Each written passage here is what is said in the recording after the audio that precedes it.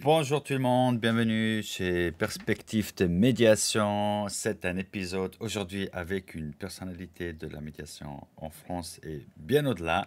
C'est Alain Ducasse. Alain Ducasse qui a beaucoup travaillé, qui a écrit un livre sur la médiation agile. Mais que veut dire agile, hein? Est-ce que toute médiation ne serait-elle pas agile? On va en discuter bien sûr avec Alain. Il organise aussi les palabres de la médiation une fois par mois en ligne. Je vous invite vivement d'y participer une fois ou plusieurs fois. Et donc, on va discuter avec lui aujourd'hui de la médiation agile, justement. Euh, que veut dire agile hein, en matière de médiation? Et une chose que je peux vous dire en spoiler, c'est qu'il parle des quatre vents de la médiation, du nord, du sud, de l'est et de l'ouest. À tout à l'heure, restez connectés. Perspective de médiation, un podcast sur la prévention et la gestion des conflits, présenté par Gainparly Médiation. Pour nous soutenir, abonnez-vous à notre chaîne, aimez le podcast ou laissez un commentaire. Cela nous aide. Merci. Bonjour, bienvenue tout le monde. Salam Alain. Bonjour. Comment va? Bien, heureux de te revoir. Merci. Partagé. Donc, on est aujourd'hui sur Perspective de médiation avec Alain Ducasse, qui est médiateur connu et reconnu. On va savoir un peu plus sur toi tout à l'heure. Et puis, on va surtout parler de la médiation agile. C'est d'ailleurs, je ne sais pas s'il faut appeler ça une méthode, une approche, une philosophie, mais tu nous le diras. La médiation agile. Et je me réjouis beaucoup de parler de la médiation agile avec toi et aussi de toi, ton parcours et de pouvoir bénéficier de ton expérience et des propositions et puis tout ce que tu peux partager avec les personnes qui nous écoutent. Peut-être pour commencer, est-ce que tu peux nous dire un petit peu plus sur toi, qui est Alain Ducasse? Volontiers. Moi, je suis d'abord savoyard de Morzine et donc j'ai à peu près 70 ans. Je suis marié, j'ai 6 enfants. À peu près, ça t'as arrêté de compter. Ouais. Non, à peu près, c'était pas là-dessus. Et 3 petites Ah. filles. Ah. Euh, Non, non, pas les voilà, petites filles, je parle de l'âge. j'ai compris. Ah non, à peu près 70 ans, c'est que j'ai pas encore tout à fait. Ah, d'accord. Voilà. Et donc, j'ai fait l'école polytechnique à Paris. Je suis ingénieur. Ouais. Ensuite, j'ai travaillé 40 ans dans l'administration en France, un peu partout, Mhm. et plutôt dans le domaine du développement économique, qui était mon métier de base, mais aussi l'environnement et le numérique et l'international. J'ai beaucoup travaillé en Afrique Mhm. et j'ai quitté l'administration il y a 5-6 ans et Mhm. je suis devenu, me suis mis à mon compte comme je me suis comme métier, j'ai parlé de catalyseur de changement. Ah ouais. Tout d'abord, comme consultant, j'ai beaucoup travaillé pour les gouvernements africains pour les aider à bâtir une stratégie numérique et à s'y mettre. Et puis, Mhm. les jeunes sont meilleurs que moi dans le numérique, ça va vite. Mais l'aspect d'appropriation des technologies, comme de l'appropriation de beaucoup de choses, le changement, ça passe par les changements extérieurs, mais beaucoup par les changements intérieurs. Et là, l'âge et j'espère un peu la sagesse sont des atouts par rapport aux jeunes qui sont plus meilleurs en techno. Et donc, Ouais. je suis devenu aussi médiateur et coach et formateur. C'est cet ensemble que j'appelle catalyseur de changement pour aider Mhm. les gens au niveau du savoir, Mhm. mais aussi du savoir-faire et du savoir-être. Ouais. J'allais dire, hein, on parle de changement dans la technologie d'information, etc. On a l'impression que c'est du très technique, mais tout type de changement, ça passe d'abord par l'humain. Donc, Absolument. dans les entreprises, on voit que tout ce qui est changement, d'abord, les résistances ne sont pas techniques, les résistances sont humaines et puis les difficultés aussi. Ouais.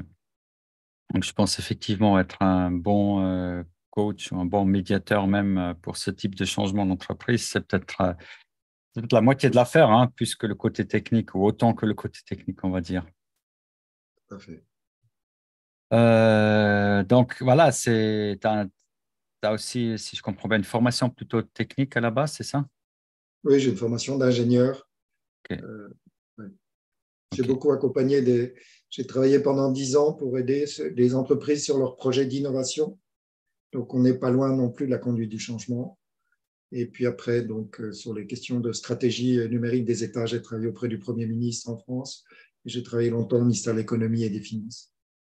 Et comment c'est venu? Parce que donc, en tant qu'ingénieur à la base, plutôt, si j'ose dire, moi aussi je suis ingénieur à la base, hein. C'est plutôt cartésien, si on veut dire, technique. Et puis là, tu travailles sur les humains et avec les humains. Comment c'est venu?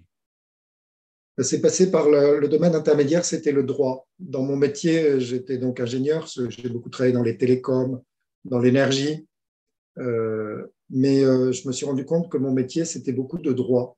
Il fallait écrire des décrets, il fallait trouver des positions. Donc, j'ai fait pas mal de droit. J'ai même fait une thèse de droit à un moment donné. Et j'ai Ah oui, découvert donc la médiation au niveau théorique comme un des moyens, les méthodes alternatives de résolution des conflits. Ça, c'est le côté, j'allais dire, extérieur. Et au côté intérieur, j'étais moi-même dans un groupe où il y avait des tensions. Et mm, petit à petit, je me suis formé sur la transformation des conflits. Donc là, c'est plus des questions intérieures, des questions de gestion des émotions, d'accueil des émotions, de maturité émotionnelle, et petit à petit d'intervention comme tiers, de facilitateur, de médiateur. C'est comme ça qu'est venu mon métier. Et j'étais ingénieur des mines, on parle dans l'administration, donc on parle de mineur. Et je dirais que je suis passé du rôle de mineur au rôle de démineur. donc mineur, pas dans le sens adolescent, dans le sens qui pose des mines, dans ce sens-là. Ouais. Non, dans le sens c'était les ingénieurs des mines, c'est eux qui ont travaillé sur les carrières en France, qui étaient la Mineur dans ce réglementation sens. des Ouais, mines, ok, ok, ok. maintenant Là, qui ont des rôles dans l'administration française. et puis des mineurs, donc là, tu supprimes les. Là, on est plus sur les mines. C'est quoi, les mines antipersonnelles sur les relations sociales ou bien? Voilà, c'est un peu ça. On les supprime pas, on les transforme, On les transforme. on les aide à passer d'un autre à l'autre, mais si on veut supprimer l'autre, on reste dans la guerre, on n'est pas dans le déminage. C'est ça, c'est ça. Donc, c'est un point important. Donc, pour toi, c'est quoi la différence entre résoudre ou même supprimer un conflit et le transformer? Comment tu définis la transformation? Ben là, en fait, ça nous amène aux 4 étapes de conflit. Une de mes sources en formation, c'est Arnold Mindel, qui a fondé aux États-Unis, donc d'ailleurs qui a vécu en Suisse, qui était auprès de Jung. Il était un élève de Jung. C'est un physicien à l'origine, physicien quantique au MIT, Nature. formation de psychanalyste avec Jung et puis des formations aussi plus de méditation, de Tao et compagnie. Mhm. Et il a travaillé beaucoup avec des gens dans le coma. Et donc, il a beaucoup travaillé sur des conflits, mais d'une manière assez originale. Il travaille beaucoup sur les conflits sociaux. Il a travaillé sur des tas de médiation internationale entre des États. Et lui, il voit les conflits avec 4 étapes. Une première étape que j'appelais avant conflit latent, c'est des conflits qui ne sont pas encore exprimés, qui sont là. Euh, Ça peut se voir dans des entreprises quand il y a une mauvaise ambiance, quand les gens ils font de l'absentéisme. Enfin, il y a plein de symptômes qui montrent qu'il y a un malaise, Conflit mais froid. il n'y a rien d'exprimé. C'est ce qu'on appelle aussi les conflits froids ou pas forcément? Voilà, c'est les Ouais, conflits ok. froids. Ouais. Et donc, dans certains cas, bah, c'est bien qu'ils restent comme ça et puis ils se résolvent tout seuls. Dans d'autres cas, c'est important, et je suis un peu spécialiste là-dessus, nous on dit mettre un coup de pied dans la fourmilière, Mhm. c'est-à-dire de faire en sorte que ce qui ne peut pas se résoudre et qui fait il y a une atmosphère qui est comme un temps lourd, où il y a une situation pourrie, et ben, à un moment donné, on la fait sortir en conflit, ou Mhm. elle sort toute seule en conflit de la part d'un. Donc là, on est dans la phase 2 du conflit, c'est la confrontation. Cette Mhm. confrontation qui peut se passer de façon parfois assez violente, donc il faut essayer de maîtriser bien sûr une violence physique, mais c'est l'endroit où chacun peut exprimer son point de vue, qui pour le coup va être différent de celui de l'autre. Et donc la tendance est de dire à l'autre qu'il a tort. La CNV nous apprend à dire plus, voilà ma position, sans forcément dire l'autre a tort. Et donc, en tout cas, c'est la phase de confrontation. Et ce que m'a beaucoup appris Mindel, c'est qu'en fait, cette phase est indispensable. Moi, j'avais plutôt tendance à fuir un peu le conflit, donc d'essayer de trouver tout de suite un compromis. mais ça ne permet pas Ouais, de le résoudre. ouais, C'est important de défendre sa position, même si on commence à comprendre l'autre, d'aller vraiment jusqu'au bout, de dire si on a un point de vue différent, c'est qu'on a une bonne raison d'avoir un point de vue différent et de la défendre. c'est Donc ça. ça, c'est la phase de confrontation. Et puis, si cette phase a vraiment bien lieu, à un moment donné, chacun comprend que sa position, c'est la position de l'autre est différente, mais il peut comprendre que l'autre ait un autre point de vue que lui. Donc, c'est C'est la ça. phase du dialogue.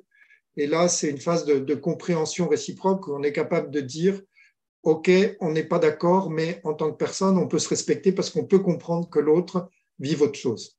Mhm. Donc, c'est cette phase 3, j'allais dire, de dialogue et de compréhension. Et puis, la phase 4, quand elle arrive, c'est en médiation, c'est après le point de bascule. Une fois que les gens sont compris, ils peuvent, en médiation, on dit trouver des solutions et faire en sorte que les gens soient d'accord sur un avenir différent. Ça peut être aussi tout simplement qu'on a appris à vivre avec les deux polarités ensemble qui s'opposent, mais qui sont tous deux faces de la même médaille. Et donc, c'est une phase où on arrive à dépasser le conflit et à vivre avec, quelque part, à vivre à côté de son voisin avec qui on n'est pas d'accord ou à côté de son conjoint avec qui on a des moments de tension, mais on continue à vivre ensemble parce qu'on sait qu'il y a plus d'avantages que d'inconvénients. Mhm. Mhm. Et ça, c'est donc, tu as parlé de Mindel. Tu as un livre ou quelque chose à recommander un peu si quelqu'un veut aller plus loin? Oui, il y a trois principaux livres. Le principal livre en anglais, c'est Sitting in the Fire. Il est édité en français, il s'appelle S'asseoir au cœur du feu, chez Duno. Sinon, il y a deux autres livres qui sont sortis en français récemment. Il y a Introduction à la pratique du process work et Mhm. récemment L'art martial du leadership, tous les trois édités chez Duno Interédition. Et puis pour les médiateurs, donc la médiation agile, j'explique comment utiliser le process work en médiation.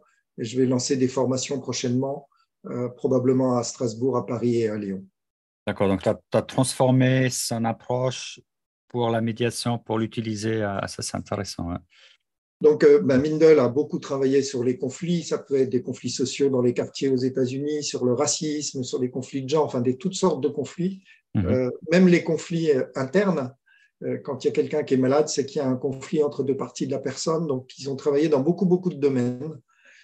Et moi, je l'ai utilisé plus en disant, comme j'étais déjà médiateur, en quoi le processus qu'on appelle aussi démocratie profonde peut être utilisé en médiation. Je dois dire Mhm. que je l'utilise de deux manières, à la fois comme posture, c'est pas une posture de médiateur, mais de facilitateur. Euh, pour le coup, elle est assez différente de celle de médiateur. Et deuxièmement, on l'utilise beaucoup en conflit de groupe, Mhm. parce que j'ai pas appris tellement de choses en médiation sur les conflits de groupe et le processeur qui est une des méthodes extrêmement puissantes. Ouais, alors les médiations de groupe, ouais, moi, ce que je vois de façon évidente comme différence, c'est le processus, tu vois, de qui avec qui, à quel moment, au niveau du comment structurer un processus. Mais c'est vrai sur peut-être le contenu à travailler, la médiation, il y a peut-être d'autres outils qui sont enrichissants pour ça. Comme toujours, hein, moi, je vois toujours la médiation comme une sorte de socle de base sur lequel on rajoute, on a déjà peut-être d'autres expériences d'ailleurs ou voilà ce qu'on apprend au cours de la vie. Et puis, c'est un peu comme un puzzle, là, la médiation, c'est un peu comme la pièce centrale et puis on rajoute, on rajoute. Puis là, tu as pris aussi le modèle de Mindel comme pièce centrale du puzzle. Donc, est-ce qu'on peut dire c'est le... Non, tu voulais réagir? Non, déjà, je vais réagir en disant que tu viens de Ouais. donner ma définition de la médiation agile. C'est Ah, un peu un puzzle. On a la base qui est la médiation classique avec la route FIOTAC et tout. Et puis, quand on a des situations difficiles, on rajoute, on rajoute, on rajoute. Mais c'est justement pour s'adapter aux cas difficiles. Et c'est ça la médiation agile. L'art de s'adapter à des cas difficiles avec l'outil de base de la médiation et plein d'autres outils et d'expériences qu'on peut rajouter en fonction des besoins.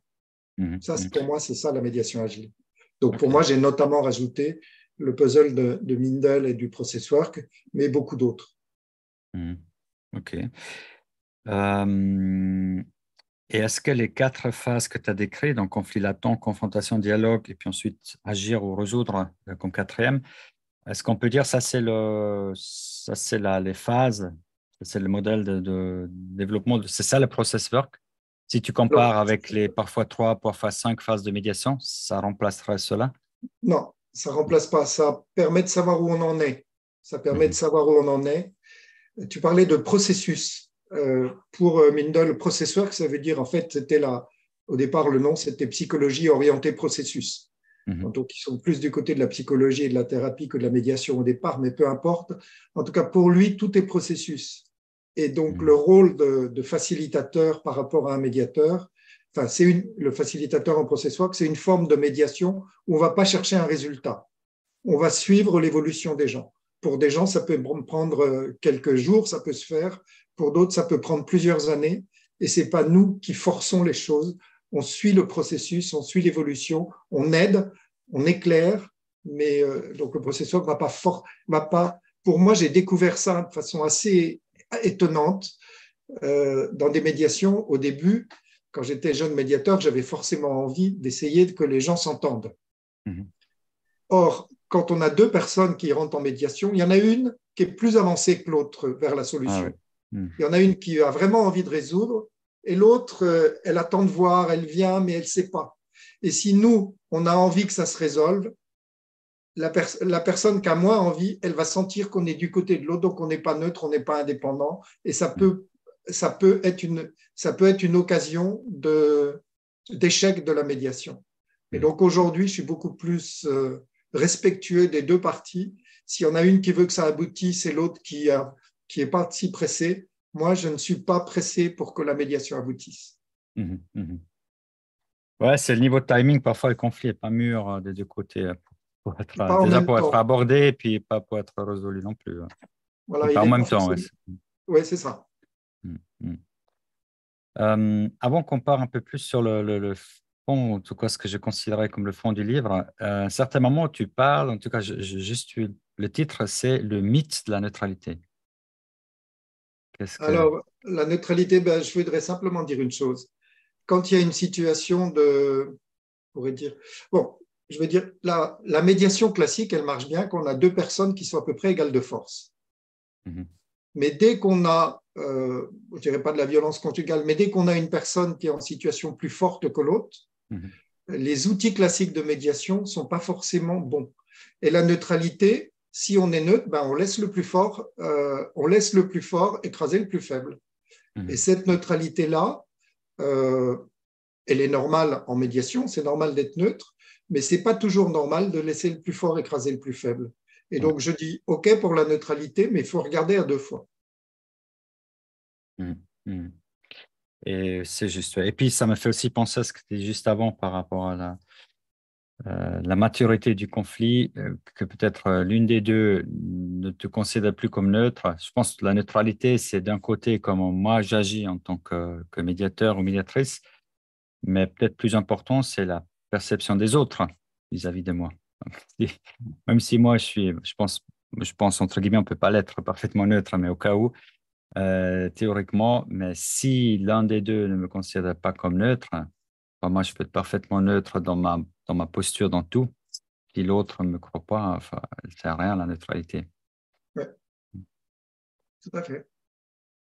Alors, moi, ce qui m'a beaucoup, beaucoup parlé dans ton livre, c'est, tu parles des quatre vents de la médiation, et puis je crus comprendre que tu as rassemblé, composé différentes approches de différentes, je pense, on peut dire, philosophies ou cultures, de différents orients, de différentes origines. Euh, qu'est-ce que tu peux élaborer là-dessus? Comment ça colle? Ou peut-être déjà, quels sont ces quatre vents? Est-ce que tu peux les donner un titre à chacun des vents ou est-ce que c'est trop large? Est-ce qu'on peut les définir individuellement? D'accord. En fait, tout ça est né à l'occasion d'une formation que je faisais à l'IFOMEN, donc l'Institut de formation et de la médiation en France. Et lors de cette formation, j'avais découvert au bout de quelques jours qu'en fait, presque tous les outils qui nous enseignaient venaient des États-Unis. Il y avait Pas l'analyse faux, ouais. transactionnelle, de la gestalt, de la systémique, enfin bon, tout venait des États-Unis.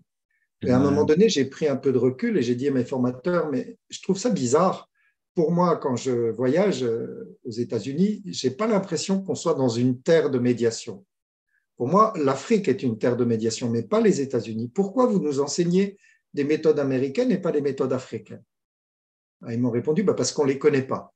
J'ai dit, mais moi, je les connais. Je suis allé 100 fois à peu près en Afrique et j'y ai travaillé.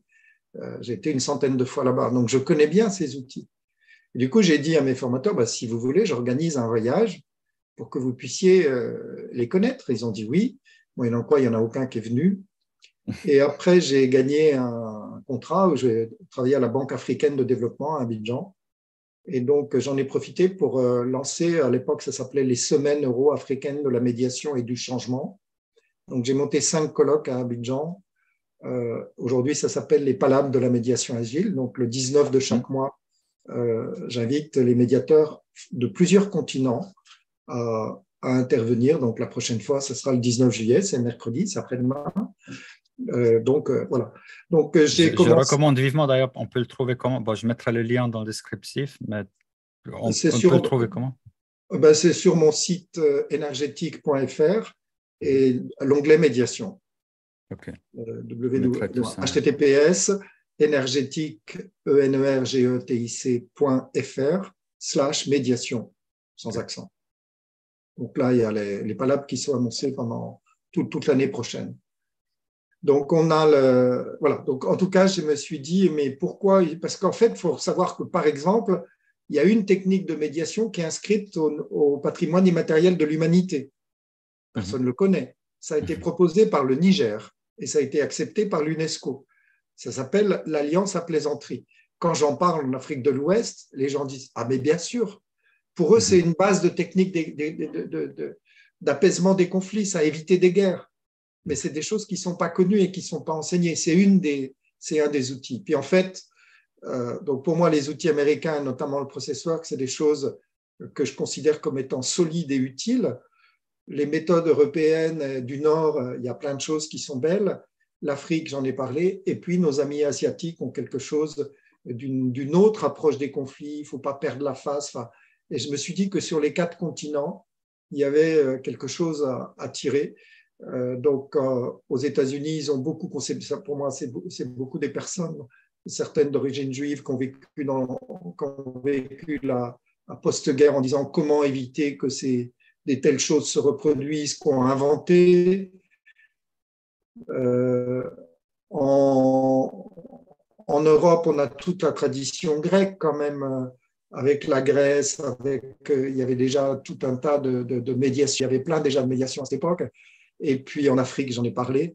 Et en Asie, il y a toute une question de la sagesse bouddhiste, etc., qui sont des méthodes qui travaillent sur les conflits. Et je me suis dit, c'est dommage de ne pas se priver de ces 4 types de sagesse quand on a des questions difficiles. Voilà. Donc, dans mon livre, j'en ai référencé 40 outils que moi, j'utilise en médiation.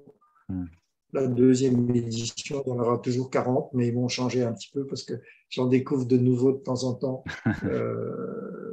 Voilà. Donc, du coup, il y en a que j'ai plus importants que d'autres. C'est vraiment impressionnant. Si j'essaie de résumer en mes mots et de façon forcément un peu simpliste, mais est-ce qu'on dirait que l'Ouest, donc genre États-Unis, ça serait plutôt orienté résultat, peut-être, ouais. Et puis l'Afrique, le Sud, ou le Sud, on va dire, ça serait plutôt transformation, le Sud, en fait, entre l'Occident et le Sud, on n'a pas la même notion anthropologique de l'homme. Nous, on a une vision, les États-Unis et nous, on a, l'Amérique du Nord et l'Europe, on a une conception, c'est la Déclaration universelle des droits de l'homme, c'est la liberté individuelle. Donc l'individu a une grande importance. Et en Afrique, c'est la communauté qui a de l'importance. Donc, par exemple, dans les techniques de palabres, un jour, j'étais à l'université à Lomé et on m'a dit, donc je devais faire une conférence sur la médiation dans le cadre de l'OADA parce qu'ils ont un acte uniforme de l'OADA qui est bien avancé, qui est un peu différent de celui de l'Union européenne. Et j'ai posé la question à un ancien bâtonnier de Lomé en disant, mais la médiation traditionnelle africaine, la palabre, est-ce que c'est plus de l'arbitrage ou de la médiation? Il réfléchit, il dit, mais chez nous, l'arbitrage et la médiation, c'est pareil. Je dis, comment c'est possible? Il dit oui. Quand quand un chef traditionnel va faire un arbitrage, ça ne lui viendrait pas à l'idée de faire un arbitrage si les gens ne sont pas déjà d'accord sur la solution. Donc, ils vont Ah, parler jusqu'à ce que les gens sont d'accord et ouais. après l'arbitre. Et en même temps, si les gens se mettent d'accord sur un conflit, ça ne leur viendrait pas à l'idée de signer un accord sans d'abord aller voir le chef de village pour dire, voilà, chef, on a fait cet accord, est-ce que vous êtes d'accord? Mm. Et donc, dans les deux cas, on a le même processus, que ce soit arbitrage ou médiation. Et en fait, dans une palabre, ils se fichent pas mal de savoir qui a raison ou tort. Ce qu'ils veulent, c'est que la communauté dure. Donc, pour moi, tout le Sud, c'est tout l'apport de cette approche communautaire qu'on a très peu en Occident. Et ça, c'est Mhm. très important. Mhm. Mhm. Ouais, effectivement, on est beaucoup plus focalisé ouais, sur l'individu, pas sur le collectif. Euh, et l'Est, donc tu as dit, ça serait, comment tu as dit? Ben, j'ai parlé de Caf- la sagesse bouddhiste, mais on a aussi ouais. tout le chamanisme. Donc, il y a un lien avec les esprits, il y a un lien avec la transcendance. On a ça en Afrique aussi avec les animistes. Mais il y a surtout l'aspect du chamanisme. L'homme ne se suffit pas à lui-même. Il faut voir aussi qu'est-ce que pensent les esprits. Alors moi, je dis qu'est-ce que penseraient nos descendants dans un conflit? Qu'est-ce que penseraient nos ancêtres s'ils nous regardaient faire? C'est une J'utilise des question, choses comme ça. c'est une question temporelle qu'on rajoute? Moi, je la rajoute de façon temporelle Ouais. parce que les Occidentaux, on a tous beaucoup croient à la transcendance, certains n'y croient pas du tout, mais on a des relations différentes. Il y en a qui croient en Dieu, il y en a qui ne croient pas. Je veux dire, donc c'est un sujet, en tout cas en France, c'est un sujet tabou. Et donc, quand je parle de dire qu'est-ce que penseraient nos ancêtres et qu'est-ce que penseraient nos descendants, quelque part, c'est une autre manière d'aborder, de contourner le tabou pour Mm. parler de ce monde qui n'est plus notre monde à nous aujourd'hui, mais qui est un monde qui est plus dans l'éternité que nous dans un moment passager de la vie humaine. Le monde caché, mais qui nous Donc, entoure. cette sagesse, les bouddhistes sont aussi dans un détachement, comment prendre de la distance par rapport au conflit, enfin, cet aspect-là aussi. Donc, il y a beaucoup Mm. d'inspiration des pays de l'Est qui me semble extrêmement utile en médiation. Absolument, ouais, ouais. Et le Nord alors? Ben, le Nord, l'Europe, bon, d'abord, on a une longue culture. Je pense aussi alors, à tout ce qui est domaine de l'intelligence collective. On a beaucoup travaillé sur ces questions. euh, enfin, il y a plein de choses qui naissent autour notamment de l'intelligence collective. Bon, les neurosciences qui sont en train de se développer maintenant, je sais pas toujours pouvoir dire c'est exactement le nord ou l'ouest, mais on a on a par exemple rien que l'apport des neurosciences est important. En Europe aussi, on a le pays c'est là où sont originaires Freud, c'est là où est originaire Jung. Donc il y a toute l'approche psychanalytique avec l'inconscient, tout le monde de la thérapie. Donc on a des apports en Europe qui sont particulièrement importants pour la médiation agile. On les utilise en partie en médiation, mais on peut aller plus loin. Donc maintenant, pour la médiation agile, comment tu fais? Tu composes tout ça ou tu regardes qu'est-ce qui te semble le plus utile pour une situation donnée ou comment tu procèdes? Tu prends l'outil C'est toujours un peu l'exemple que je donne avec le tournevis, hein, parce que d'habitude, on a un tournevis, disons numéro 3, et puis toutes les vis doivent s'adapter à mon tournevis. Non, en fait, normalement, c'est l'inverse. Il faut que je prenne le bon tournevis selon la vis. Et comment? Alors, la première chose que je dirais, Ah, c'est l'ingénieur qui parle avec les tournevis. oui, oui, oui, bah, ça me parle bien. Ça me parle bien. Euh, Tiens, pourquoi ça s'est barré ce truc-là? Donc, oui, c'est ça. Donc, pour moi, la médiation agile, c'est pas quelque chose de fini et d'inventé en disant voilà, c'est ça. C'est une espèce de logique parce que plein de gens, je rencontrais l'autre jour Jean-Édouard Robiot-Dupont, il a inventé plein de méthodes avec les techniques d'impact, avec des jeux. Je vois Carole Friedrich à Strasbourg, enfin, je vois plein de médiateurs qui ont inventé des méthodes ou qui ont inventé ou qui ont adapté des méthodes pour résoudre. Pour moi, la médiation agile, c'est d'abord le socle de la médiation. On n'est pas en dehors. Et ensuite, c'est quelque chose qui est une démarche où beaucoup de personnes, j'imagine que c'est ton cas aussi, tu vas chercher des orateurs, des intervenants qui ont un apport à la médiation et dans certains cas. Donc pour moi, la médiation agile, c'est un peu cette démarche et ça change beaucoup de choses. Je vais donner un exemple avec, par exemple, le process work. Mhm. Quelle est la posture du médiateur? Alors, moi, j'apprends dans les écoles, le médiateur, il intervient sur sur le processus, mais il n'intervient pas sur le contenu. Mhm. Bon, c'est ma base. Mais moi, des fois, euh, par exemple, quand il y a immédiatement dans un groupe où on sent qu'il y a une emprise d'un groupe fort sur un groupe faible, moi, je commence à bouillir intérieurement. Donc, j'ai envie de dire, j'ai plus envie d'être médiateur. Donc, quand il y a un co-médiateur, je demande aux participants, est-ce que vous acceptez que pendant un moment, je quitte le rôle de médiateur pour jouer un rôle de participant, comme on fait par exemple au théâtre de l'opprimé. Ils ont fait Ah ça ouais, pas beaucoup en mal. Amérique Ok. du Sud, au moment des oppressions des juntes militaires et compagnie. Donc, on demande aux participants, est-ce qu'ils sont d'accord que pendant un petit moment, je sois plus neutre et je sois un intervenant? Et je le fais. Et ça peut produire. Donc, je viens. Tiens, on était à Lyon au dialogue en humanité et on a parlé d'un conflit. On était en groupe. On travaillait sur un conflit d'une personne qui avait essayé d'implanter la fresque du climat dans une entreprise. Ouais. Et donc, il y avait plein de rôles qui s'exprimaient. Moi, j'étais un des facilitateurs. Et à un moment donné, j'ai envie de. Donc, la personne discute. Son problème, c'était que les gens de l'entreprise ne venaient pas à la fresque du climat. Et puis, elle a dit un mot en disant, mais moi, finalement, c'est l'entreprise, je m'en fiche. Ce qui m'intéresse, c'est de développer la culture environnementale. Donc là, du coup, je me suis senti concerné. Donc, j'étais plus dans le rôle de facilitateur. J'ai demandé aux gens, je suis arrivé en disant, Mhm. moi, je suis dans l'entreprise. Si tu me dis que tu te fiches de l'entreprise, ne t'étonne pas que moi, je me fiche du climat. Alors, et donc, ça a changé la polarité du groupe parce que elle était c'était très, très intellectuel. Mais là, j'ai vu qu'elle parlait du sentiment. Je me suis mis au même niveau pour répondre au même niveau. Donc, ça fait bouger les choses. Puis après, j'ai revenu dans mon rôle de médiateur. Mais Mhm. il y a des moments clés où c'est important de changer. Et puis même à un moment donné, je lisais Loïc Leméoté, qui est un très grand médiateur environnemental pour moi. Il explique que la méthode environnementale française, encadrée par la loi, etc., elle ne marche pas dans certains cas, parce qu'on définit le processus, et donc le médiateur le met.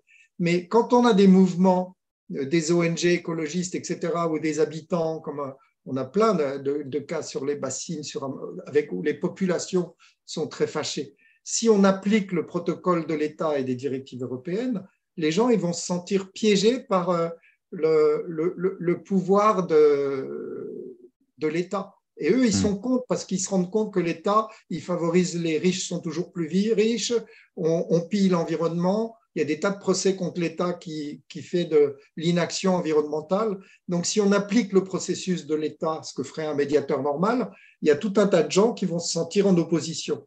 Et donc, il y a d'autres méthodes qui consistent à dire, et notamment Loïc Leméoté, qui dit moi, quand c'est comme ça, je n'impose pas le processus, je laisse les participants décider comment va être le processus. Donc là, dans ce cas-là, le médiateur ou le facilitateur ne va pas être, il va pas être, comment dire, en position haute sur le processus, il va être en position basse sur le processus. Mhm. Donc en Mhm. fait, oui, la règle, c'est bien, on est en position haute sur le processus, en position basse sur le contenu, mais moi je dis, on peut faire des exceptions en respectant l'avis des gens, l'accord et les règles de déontologie. Si on quitte le rôle de médiateur pour le rôle de coach pour accompagner une personne, Mhm. quand on fait des entretiens individuels, il faut l'accord de la personne, mais Ouais. on peut changer de posture avec l'accord des gens et en respectant les codes de déontologie des professions respectives. Mhm. Mhm. Alors moi, je suis complètement d'accord avec cette idée. Je crois qu'on peut tout à fait même renforcer une partie plus faible parce que finalement, si on veut avoir un bon résultat, c'est dans l'intérêt de tout le monde, des deux parties. C'est que s'il y a un qui écrase l'autre, on n'aura pas un résultat satisfaisant, on n'aura pas de conclusion, on n'aura pas de résultat tout court. Enfin, si on reste dans la logique du volontaire, enfin, la partie qui se fait écraser, il n'y a rien du tout à la fin. Donc, Ben oui. si on veut avoir un résultat qui tient la route pour les deux, donc pour la médiation, pour avoir un bon résultat, il faut que les deux soient plus ou moins équilibrés. Donc, renforcer une partie, pour moi, ça fait presque partie de la logique de la chose, pour Sauf que qu'on là, on puisse. n'est pas neutre. Alors, on peut le faire d'une autre manière. Une des techniques que j'utilise volontiers, il y a beaucoup de médiations où on a des gens, mettons, des gens qui ont une grande culture, qui savent bien parler, qui sont orateurs, qui sont avocats, qui sont des hommes politiques ou des femmes politiques. Et puis de l'autre, on a quelqu'un de la campagne qui a un bon sens extraordinaire, mais qui n'aime pas trop parler. Et donc, moi, ça m'arrive, par exemple, des fois, de dire, bon, stop, on Hmm. change de terrain, on va parler des émotions. Et là, on va se retrouver dans un domaine où la personne qui était en position extrêmement dominante, qu'est-ce que vous ressentez là? Elle va se sentir, elle a l'habitude de raisonner toujours avec sa tête, mais si Ouais. on déplace sur un autre registre, on va rétablir des rapports de rang différents. Ouais. Ce qui est passionnant, c'est que, comme tu l'expliques, toi, en faisant cela, en sortant de ton rôle, pendant mettre en parenthèse, c'est une action sur le processus, hein, comme je dirais. Et c'est vrai que c'est intéressant, je n'ai jamais réfléchi à ça. Moi, ce que je fais, moi, parfois, c'est ce que je disais avant, c'est renforcer une partie, mais plus à travers les outils. Pas sur le processus, mais typiquement, tu vois, si je trouve qu'il y a une partie et puis elle veut dire quelque chose, mais elle n'y arrive pas parce que, je sais pas, elle a trop peur ou que sais-je, je peux me mettre à sa place et puis dire, est-ce que je peux dire quelque chose à votre place? Et après, Voilà. après, vous me dites si c'est juste. Donc, Oui. je parle à sa place, mais oui, c'est un outil, c'est une minute, quoi. Ouais, c'est passionnant. Ouais, moi, je vois pas ça. Tu disais que on est plus neutre. Je suis pas sûr parce que tu penses, parce qu'on est plus neutre au niveau de ma propre posture, au niveau de la perception de l'autre partie, à quel niveau? Non, je ne dis pas que tu es plus neutre, je dis que c'est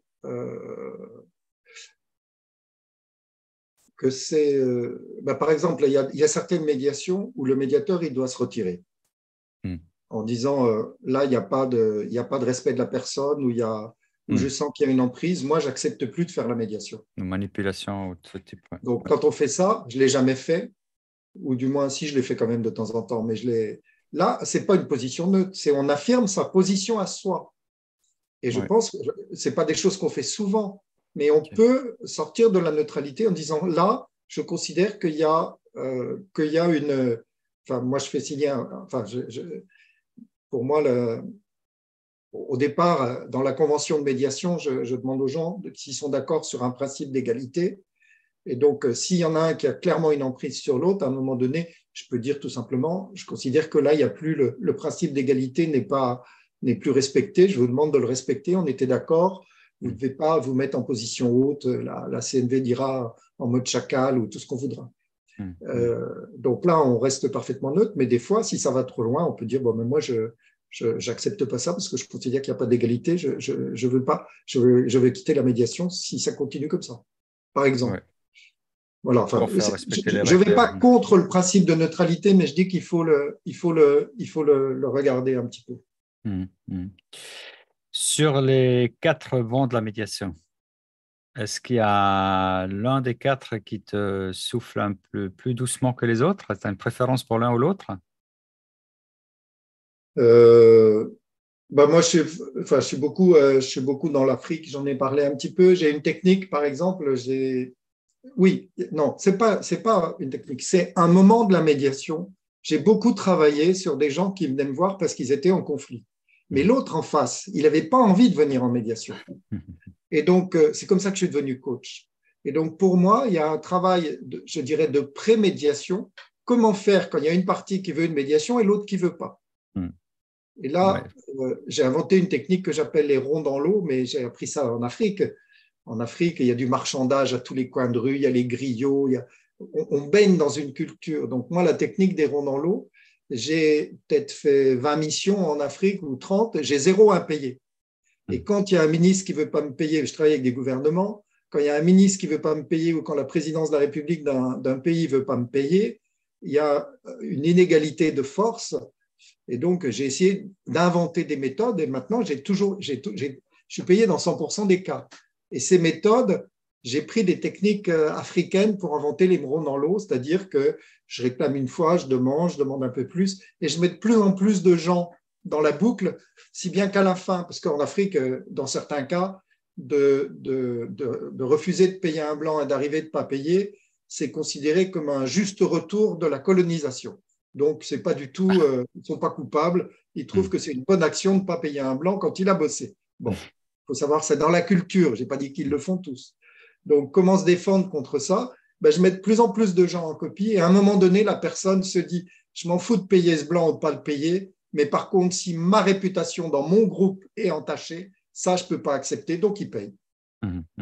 Voilà des techniques que j'ai utilisées. Je l'utilise là pour me faire payer, mais là, en ce moment, je travaille avec depuis à peu près un an, une femme qui était en couple avec un Africain et qui lui a menti, qui avait d'autres enfants là-bas, une autre femme là-bas. Enfin, elle a eu beaucoup de dettes et donc le gars, il était de mauvaise foi évidente. Donc j'ai dit, c'est même pas la peine de causer avec lui. Mais c'était une grande famille, donc j'ai commencé à toucher la famille, le père qui est chef d'entreprise, l'oncle qui est un homme politique. Donc en passant par là, petit à petit, ils ont vu que ça sentait mauvais, donc ils ont préféré venir en médiation. Ils ont déjà tout remboursé, les cautions qu'elle a données pour des appartes. Donc petit à petit, on y arrive. Oui, alors moi, je connais surtout le Maghreb et je dirais aussi, ils ont une grande culture de la médiation, ça va tout Oui, naturel. La différence que je vois, c'est que ça dépend un peu où on est, hein. Si on prend le Maroc, je pense à Casa, c'est peu plus ouvert. Après, vers le sud, c'est un peu plus fermé dans le sens, pas négatif, mais dans le sens que typiquement, tout ce qui est familial, c'est tellement ancré dans la culture, c'est que s'il y a un conflit entre deux, il y a forcément un médiateur qui intervient, mais c'est pas un tiers inconnu. Hein, tu ne fais pas venir quelqu'un que tu connais pas, tu veux le payer, puis ça peut être le c'est pas cadi au pour niveau qu'applique la charia, ça peut être plein de gens. oui, ou c'est l'oncle envers qui les deux font confiance. Tu vois, ça reste en famille. Ou si c'est le caddie, c'est que c'est déjà un peu du juridique. Mais si c'est pas encore à ce niveau-là, il y a de toute façon quelqu'un qui intervient. Ça, c'est d'office, hein. Oui, En oui, tout cas, oui, tout à fait. après nous, en Suisse, on est beaucoup sur éviter les conflits, hein, selon le modèle Killman, qui est nouveau américain. Mais, euh, mais là, je les vois très, ce que j'observe moi au Maghreb, c'est que c'est d'office, on va vers une sorte de médiation, mais c'est quelqu'un qu'on connaît déjà, quelqu'un qui a déjà la confiance. C'est pas, voilà, on va pas raconter notre vie à un inconnu. Oui, ou c'est quelqu'un qui est reconnu par la communauté. Parce qu'il y a la Ou par la notion. communauté, ouais. Ouais, c'est ça. Nous, on ne le connaît pas forcément, mais c'est quelqu'un qui est reconnu par la communauté. C'est ça. Mm. Non, Mais il y a j'aime des aussi. méthodes traditionnelles comme le Tajmat en Algérie et au Maroc, il y en a d'autres. Et ces méthodes-là, je pense, ont quelque chose à nous inspirer dans certains cas. C'est aussi dans ton livre, c'est sur le Oui, Maghreb? bien sûr. Oui, Ok. oui. Le Tajmat, ben, je le fais de temps en temps dans les médiations agiles. On fait venir je fais donc les palabres de la médiation agile. Je prends des thèmes tous les mois et j'ai toujours des médiateurs africains, donc Ok. parfois du Maghreb, parfois d'ailleurs. Ah, super. Il y a aussi, j'ai encore noté deux choses. Je sais pas si c'est dans ton livre, hein, peut-être ça t'intéresse, sinon c'est le sulha. C'est sulha. Bah, c'est un mot arabe pour plus ou moins traduire par réconciliation. Mais il y a toute une méthode qui a été développée en Palestine. Il existe un livre, mais en allemand. Je dois l'avoir là juste devant moi. Je vais le chercher après. Je t'envoie une copie Oui, bah, d'écran. volontiers. Ich kann ein bisschen Deutsch sprechen. Mais tu me demandais s'il y avait un autre sujet que j'avais envie d'aborder. Il y en a un. On parle beaucoup de la CNV, c'est un outil très puissant dans Hmm, les entretiens individuels ou dans le, ou dans les, ou qu'on invite à faire pratiquer aux personnes. hmm. Mais il y a tout un autre mouvement qui dit le contraire, et qui dit différemment. Et notamment, je pense que j'aimerais parler aujourd'hui de la médiation humaniste, parce que Oui. celle qui l'a inventée, Jacqueline Morino, est décédée le 16 juillet. Hmm, Et pour moi, donc, c'est une des sources d'inspiration. J'ai travaillé en prison, etc. Et c'est dans sa mouvance. Et pour elle, ce qui est important, c'est qu'elle est formée à la méthode grecque. On est dans les sources du Nord, dans la philosophie grecque, dans l'archéologie, dans le théâtre grec, où il y a la catharsis. Et Oui. la catharsis, nous qu'on appelle le point de bascule, pour elle, comme pour la tragédie grecque, il faut que la tension monte. Elle va faire monter la tension, contrairement à la CNV qui parfois la fait descendre, pour que la personne connecte sa souffrance et puisse exprimer son cri. Donc, que ce soit, d'ailleurs, aussi bien l'infracteur que la victime, on est à la fois les deux. Donc, chacun va exprimer son cri et ça favorise le point de bascule où l'autre va comprendre la souffrance de l'autre, même s'il n'est pas d'accord. Et là, les gens vont se rejoindre et ça va faire le point de bascule. Donc, j'aimerais au moins cette émission reconnaître l'apport de Jacqueline Morino avec la Absolument, médiation humaniste qui est une des sources importantes de la médiation. absolument, ouais. Merci, merci, c'est important. Oui, ça, c'est effectivement deux théories aussi. Moi, j'avais vu ça. Moi, je suis d'origine germanophone. J'ai aussi un Allemand, je ne sais plus comment il s'appelle, je crois qu'il s'appelle Thomas ou quelque chose. Il a une approche qui s'appelle Klärungshilfe, donc l'aide à la clarification. Et puis lui, typiquement, il refuse les séances en individuel avant l'entrée en médiation. Et pourquoi? C'est parce que pour lui, l'émotion de la première rencontre, il dit j'en ai besoin, elle doit être là. Et ça me fait penser à ce que tu viens de dire avec la catharsis. En fait, parce que quand on fait des médiations individuelles avant la rencontre, souvent c'est un peu pour faire baisser la tension, pour déjà filtrer un peu les choses, etc. Et lui, il dit non, non, justement pas, moi j'ai besoin de ça. J'ai besoin que que l'émotion soit là dans la première rencontre. Il ne faut pas l'évacuer avant, justement. Ça me fait penser à ça, ouais. La catharsis. Une de mes sources puissantes, c'est aussi un Américain qui s'appelle Adam Kahn, Mm. qui a travaillé donc à la Shell. Il s'occupait du service prospective dans la mouvance de Jaruzelski et d'autres. Et pour lui, donc un des éléments importants, bon, il y a la méthode des scénarios, c'est pas ça que je voulais dire. Oui, l'amour et le pouvoir. Euh, oui, il racontait un exemple d'une médiation qu'il a faite en Colombie avec le président Santos, il n'était pas encore président, au moment de la négociation avec les FARC, le gouvernement, les militaires et tout. Et quand il a voulu mettre les gens autour de la table, il fallait les convaincre. Ça peut prendre beaucoup de temps dans des pays où il y a des très fortes tensions.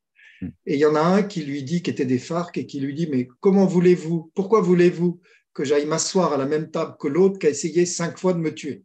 Mm. euh, Donc là, on était dans les dialogues prêts. Et Adam Mm. Kahn lui a répondu, ou Santos, je ne sais plus, eh ben, c'est pour qu'il n'essaye pas une 6e fois. Et de fait, après, la médiation lui a sauvé la vie. Mm. Ah, wow. Ah, ouais, Donc là, c'était des c'est médiations. fort, quoi. Ouais. Ouais, ouais. OK. Ben, on touche gentiment à la fin. Est-ce que par rapport à la médiation agile, pour la mise en œuvre très pratiquement, est-ce qu'il y a quelque chose qui la différencie de la médiation, je veux dire, un peu plus classique ou à quoi faut-il faire attention? Ou quelqu'un qui voudrait commencer à pratiquer, il consulte déjà dans le livre, je mettrai le lien en bas. Et puis à partir de là, qu'est-ce qu'il y a, comment mettre en œuvre la médiation agile? Bah, en fait, la médiation agile, ce n'était pas le titre du début, c'est ce qui s'est imposé à moi comme un peu le résultat de ce que j'avais vécu. Et à la fin, j'ai essayé d'en donner une définition. Mhm. Et je vais essayer de la lire. D'abord, la médiation agile, c'est d'abord pratiquer la médiation telle qu'on nous l'enseigne. Hein. Ce qu'on apprend en médiation, c'est pas pour l'enlever, c'est le cœur. Mhm. La deuxième chose, c'est aussi l'art d'accueillir les 4 vents de la médiation, parce que dans tous les continents et dans tous les siècles, il y a eu des apports et ce serait dommage de s'en priver et de les oublier. Mhm. La D'ailleurs, je troisième, m'excuse, pardon, pour le deuxième.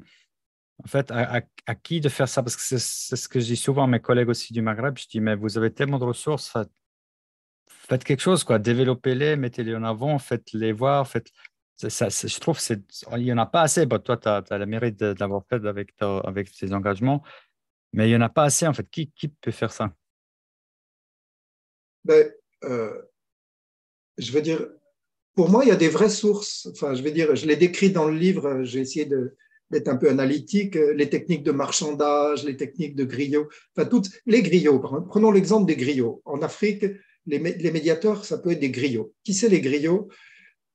En Europe, c'était les troubadours. Aujourd'hui, c'est les rappeurs, les slammeurs. quand il y a un conflit, c'est eux qui vont décrire avec leurs mots la situation de personnes opprimées. Et ça crée le fait que les personnes opprimées se sont exprimées par quelqu'un, en l'occurrence le rappeur, ça va faire baisser la tension. S'ils ne sont jamais exprimés, ils ne peuvent jamais être entendus. À un moment donné, ça va donner du terrorisme. Mais s'il y a quelqu'un qui défend leur point de vue, par exemple, par le rap, donc c'est des choses qui se font. Et quand tu dis à la place, tu dis, je me mets parfois à la place de la personne pour raconter, pour exprimer ce qu'elle ne sait pas raconter, tu es dans ce rôle-là du griot, du poète qui va donner le point de vue de l'autre parce que lui, tu as senti ce qu'il vivait, mais toi, tu as les mots et lui, il ne les a pas. Donc, voilà, donc je veux dire, tous peuvent le faire, simplement, il faut connaître d'autres techniques, il faut avoir voyagé. J'ai parlé des pays, mais en fait, il n'y a pas que les pays. Moi, j'ai étudié à l'ESSEC, une école de commerce, la conduite du changement. Il y a plein d'outils. Et quand on est en médiation, il y a une partie qui va être butée, qui ne veut pas avancer. Mais ça, c'est de la conduite du changement. Donc, il y a des techniques. On peut prendre un médiateur, s'il a étudié la conduite du changement, il peut prendre des techniques. En thérapie, il y a des personnes qui, à un moment donné, bon, d'abord, on dit qu'il y a un pourcentage non négligeable de personnes en Europe et partout qui ont des difficultés psychiques. Et on voit bien, il y a des gens, on dit psychorigides ou tout ce qu'on voudra, ou qui se laissent écraser. Mais quand on rencontre quelqu'un comme ça, les outils de thérapie, ça peut aider quelqu'un qui est en difficulté dans la médiation à retrouver sa force, par exemple avec des séances individuelles. Ça m'est déjà arrivé, par exemple en médiation, de dire à un chef d'entreprise, je vous conseille ou deux associés d'entreprise qui se disputaient. Ma collègue médiatrice, elle leur a dit, écoutez, c'est pas la peine de continuer là, je vous invite à faire 3 séances de thérapie ou de coaching et on se reverra après. Donc, on va utiliser des techniques de thérapie, de coaching. Donc, tous ces mondes-là peuvent être utiles pour pouvoir permettre à deux personnes ou deux groupes qui sont en conflit de progresser vers une situation plus paisible. Ça, c'était le deuxième, donc accueillir les 4 vents de la médiation. Le troisième, c'est l'art de se faire petit ou grand, pauvre ou riche, intellectuel ou artisan, en étant avec une égale aisance, parce que quand il y a deux personnes qui sont de rangs différents, si on a vécu les deux, ce qui est notamment mon cas, moi je sais que chez la personne qui est apparemment écrasée, il y a autant de valeur que dans l'autre, je le sais. Donc je suis capable en moi, je suis capable de me faire l'un ou l'autre.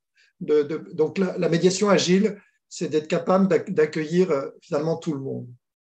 La troisième, c'est d'être capable de prendre du recul par rapport à ce qui se passe en médiation. On dit que dans la médiation, on est dans l'arène, mais je pense à la caverne de Platon, où il voit que des ombres.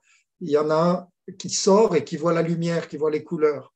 Ben, le médiateur, des fois, il est capable la médiation agile, il est capable de dire ils sont en train de résoudre la solution dans un cadre où on ne remet pas en cause la corruption, où on ne remet pas en cause l'oppression. Et donc là, à un moment donné, on va voir qu'en fait, il y a des règles sur lesquelles tout le monde est implicitement d'accord et que ces règles sont fausses. Le médiateur, il peut regarder ça. J'ai déjà dit le cinquième, c'est l'art de sortir du cadre de la médiation stricte, par exemple en prenant un rôle avec l'accord des gens et en respectant les règles de ce rôle. L'autre chose, c'est l'art d'adapter les tarifs. Quand il y a un riche et un pauvre, si on les fait payer le même prix, on n'est pas neutre, on fait l'égalité, mais on ne respecte pas les différences des gens. Et donc, à un moment donné, pour moi, il faut pouvoir arriver à faire en sorte que tout le monde puisse bénéficier de la médiation et pas seulement les riches. Et enfin, ce que je disais au départ, la médiation agile, ce n'est pas quelque chose de défini du passé, c'est quelque chose qu'on est en train d'inventer ensemble avec d'autres. C'est beau, merci pour ce partage, surtout le dernier, qu'on invente avec d'autres. Donc, tu dis en tant que société, hein, si je comprends bien. Voilà, moi on a décidé de faire ce lien. J'avoue que j'aime beaucoup ton approche et je me dis, tiens, tu as un apport de médiation agile. D'ailleurs, je vais te faire intervenir au Palabre, si tu veux bien. Ce sera avec plaisir. Hein, ce sera avec plaisir. Bien, bah écoute, peut-être avant de conclure, est-ce que tu as un mot de la fin, quelque chose à partager? Je vais mettre les liens sur ton podcast, donc sur le Palabre, toujours le 19, hein, tu as dit chaque mois le 19. Ouais, sur mon site Médiation. Ouais. Ton livre, je mets le lien, je mets aussi le lien vers le livre. Ouais, je te verrai 2-3 mots pour le faire. Le mot de la fin, c'est qu'on est vivant et qu'on invente ensemble l'avenir. Oui, si, le mot de la fin, c'est encore un mot de Mindel. Ce qu'il faudrait, c'est que les gens s'intéressent plus au conflit qu'à la guerre, parce qu'on a tous envie de fuir les conflits. La guerre, on ne peut pas l'éviter quand elle est là. Mais si on s'intéressait un peu plus au conflit, on aurait peut-être un peu moins de guerre. Ça, c'est beau, hein. Ça, c'est effectivement. C'est un joli mot de la fin. Merci beaucoup, Alain. Merci pour ce partage. Et voilà, je me réjouis de participer au prochain Palabre en tant que spectateur aussi. Et puis de te suivre et puis voir toutes les belles choses que tu vas encore nous produire. Je pense que c'est déjà très riche avec ton. Franchement, ça m'a beaucoup marqué. Justement, en préparant le podcast, je n'avais pas encore l'occasion de le lire, mais je vais avec certitude le faire parce que ça m'a beaucoup frappé l'idée des quatre vents, de prendre. Moi, je suis beaucoup aussi dans une pensée holistique, si on va appeler ça comme ça, qu'il faut, euh, qu'il faut prendre tout ce qu'il y a de bien de là où ça vient, et puis peu importe où ça vient. D'accord? Je serais heureux que tu me suives sur un pas, mais moi, je te suivrai sur l'autre pas. Avec Comme les plaisir. oiseaux je pense aux oies quand elles sont en vol. Il y en a un qui se met devant, puis quand il est fatigué, c'est un autre qui change. C'est Ou ça. même s'il n'est pas fatigué. On a tous quelque chose du leadership et l'important, c'est que chacun puisse donner sa part. Ce n'est pas toujours le même. C'est beaucoup plus bas que les oiseaux, mais moi, je pensais à la course à pied, tu vois, quand tu as un qui prend pendant un moment et puis l'autre, il arrive à suivre, après, on s'échange. Voilà, c'est ça. Ou les manchots, quand il y a le vent froid qui arrive dans l'Arctique, ils sont en cercle et ceux qui sont à l'extérieur, ils se payent le vent. Et donc, ils restent un moment, puis après, ils reviennent à l'intérieur pour se réchauffer. Donc, je crois que… Ah oui, je vais quand même dire un élément final. Mhm. Boutros Ghali dit qu'il y a la guerre entre l'humanité et la nature. Et Ah ouais. ça, c'est pas un médiateur qui peut le faire, mais j'aimerais que nous, les médiateurs, on contribue à faire la médiation dans cette guerre pour que l'humanité survive. L'autre jour à Lyon, il y en a qui disaient, oh, la nature, elle va bien, de toute façon, elle survivra à l'humanité. Ouais. Mais j'aimerais mieux qu'on survive ensemble. Et puis là, il y a du boulot, sans doute. Voilà. Merci ce que tu fais. Merci Alain, merci à toi. Pour nous soutenir, abonnez-vous à notre chaîne, aimez le podcast ou laissez un commentaire. Cela nous aide. Merci.